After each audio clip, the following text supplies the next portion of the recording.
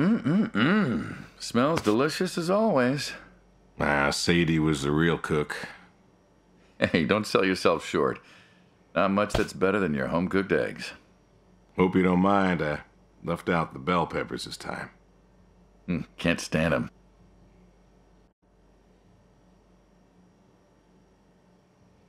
Sadie always liked peppers, though, so I put up with them. Not to change the subject, but how long we been doing this for, you think? 15 years, just about. Ah. Summer of 78. Why'd we meet? What was it? Needed the scratch. What did you need the scratch for again? Wasn't too popular with the folks back home. Had to make ends meet. And Bill needed surgery you couldn't afford. Yes.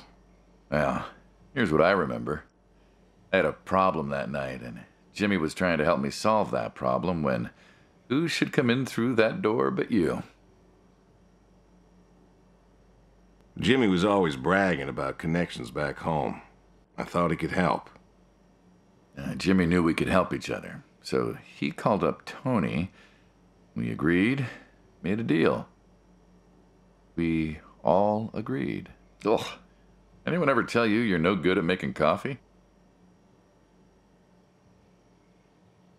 Sadie did. All the time. Thought you'd have got it better by now. Well, Sadie made the coffee. I made the bacon. It's good bacon. You know, when I was a kid, I thought pigs were all pink with curly tails. Yorkshires are. Mine are red wattle. American breed. Not a lot of them out there, you know. That's so. Mm-hmm. Always thought it'd be nice, to raise pigs that was different. I had some Yorkies way back. Must have been, I don't know, before the service. Long time ago. I'm an old man. You and me both. So why the Waddles? Funny name. Like I said, American breed. Nearly went extinct. Thought I'd do my part to keep them alive. And that tastes good. You aren't wrong. The other day, I was reading the paper. Look at you, an intellectual. Maybe. Anyways, I read that pigs were as smart as us. You believe that?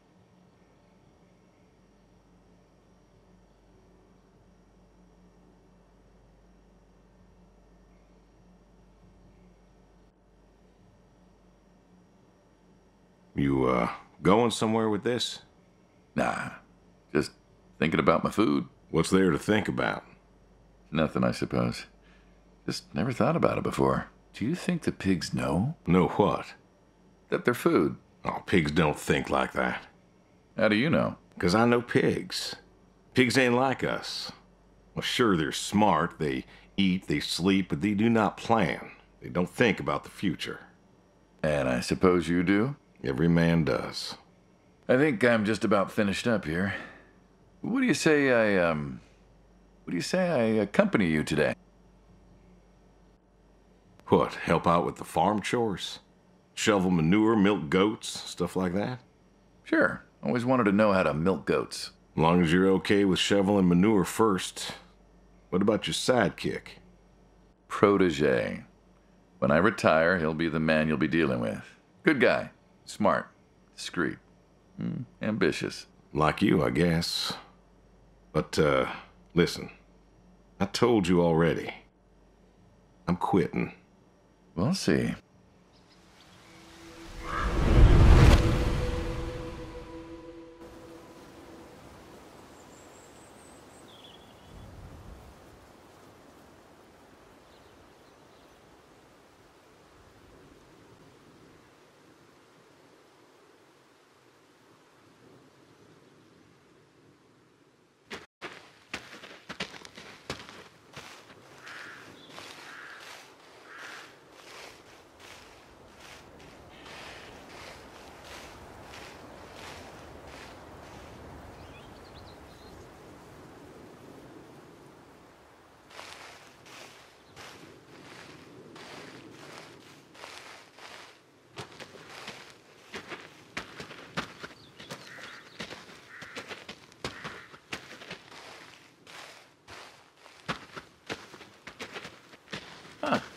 I've always wondered what was in this shack. Have you now? Figured it was just some old shack at first, but every time I asked what was in there, you haven't been forthcoming. I have not, no.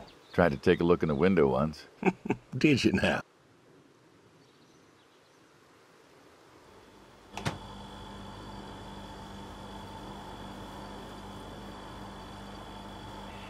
Got a light? Ta-da! Beautiful, right? Pop machines. Here I figured you had a deep, dark secret. We have a deep, dark secret. This here is one of my hobbies. What, collecting them? Well, sure, I collect them, I guess, but that's not really the point. Is there a point to any hobby? It depends. What I meant was that it's no fun to just collect them. I fix them up. That's where the real fun is. Makes sense.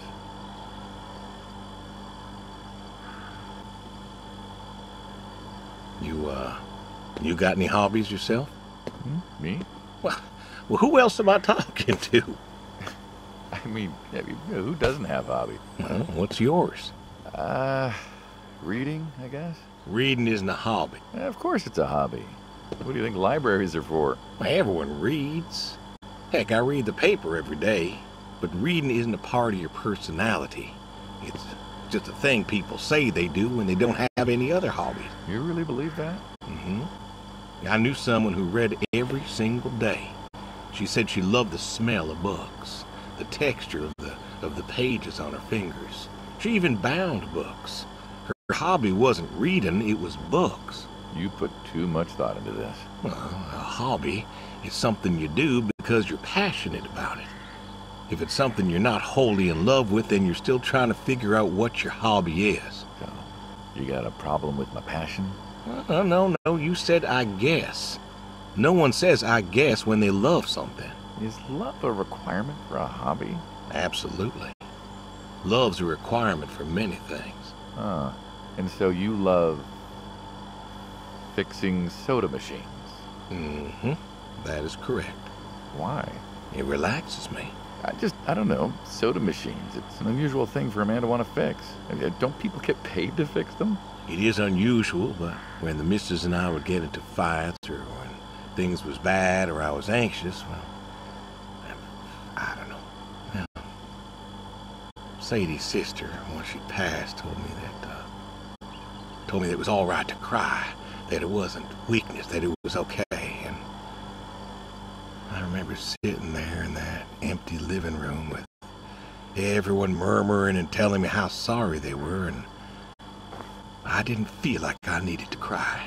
Didn't you miss her? Of course I did. Still do, but I don't know. Not everybody needs to cry. I don't need to cry. I don't get in that way, you know? Weakness? No. I don't know what she was talking about, weakness. Crying never felt weak to me. That's just not how I am. I can't remember the last time I cried. Maybe that movie about the boy and his dogs? Oh, always cry over that one. Dogs are good. Innocent. And when a dog dies, that always moves me to tears. Yeah. But Josie insisted. Then she kept insisting. Then, I don't know. I think she got offended I wouldn't cry, as if she loved Sadie more than me. And she made me feel like I was something wrong. Of course, that wasn't true. There wasn't nothing wrong with me. I just didn't... I wasn't like that. It wasn't what I needed. It wasn't how I needed to grieve. This is how I grieve. This right here. When I got a problem, I fix it. And when I fix it, I fix a little part of me. And I don't know how or why, but it's healing. It's a healing thing, and that's why a man's got to have a hobby. Sorry, guy. No, it's all right. I figured, you know. I figured if someone's got to know, this is my quiet little hobby. A thing I do to help me work out my worries. Well, yeah, looks like you fixed this one up real nice. I'm proud of it. Proud of all of them. But I'm proud of this one most. Thank you for taking the time to show me. There's another reason I wanted to show this to you. What's that? If you want it, it's yours. What am I going to do with a pop machine? Well, Grab yourself a nice, refreshing drink of soda every so often, you big dummy. Wait, I couldn't possibly. Yeah. Please. A little memento of our time together. Oh, come on. A memento? Let's keep this train rolling. We can work something out. You come on back by, pick up the soda machine. Take it home with you. Or don't. If you really got no use for it, I won't be offended. I'll think it over. What's next?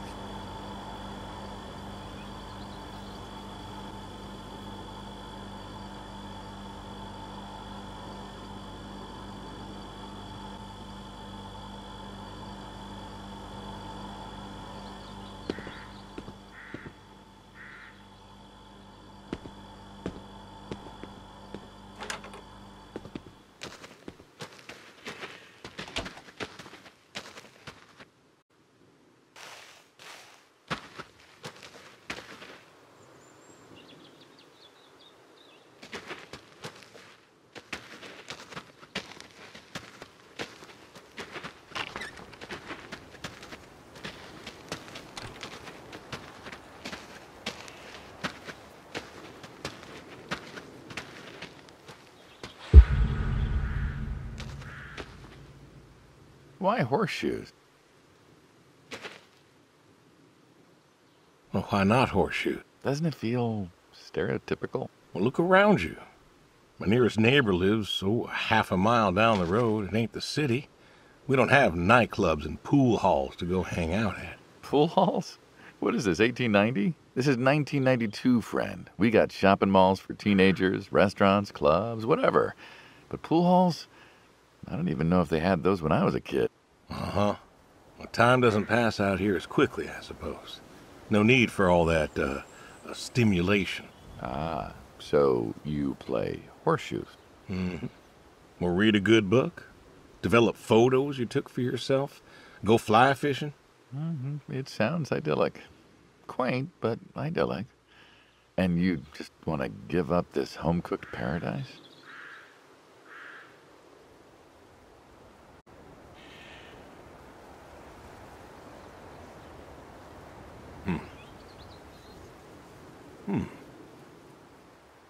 That's lonely, too. We could get you a nice place in the city. Never was one for crowds. Thought you said you were lonely. I'd be just as lonely in a crowd. Sadie, nobody else could really see me. Understand what I was. How do you figure? What?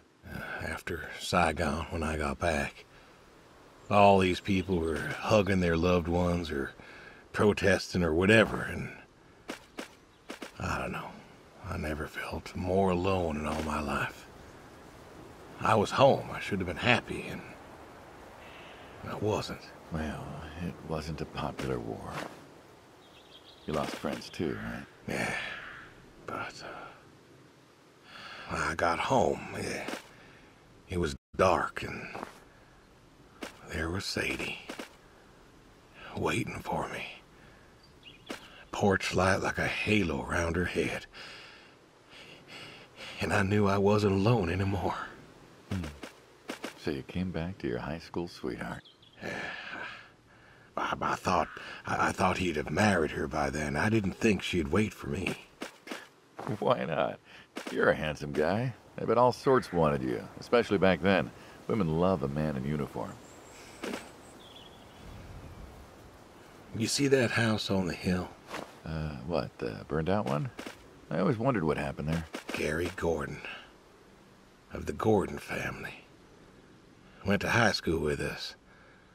But, well, most of us were farm folk.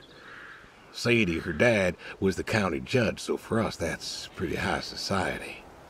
The Gordons owned a lot of land, and all that passed to Gary after his ma died.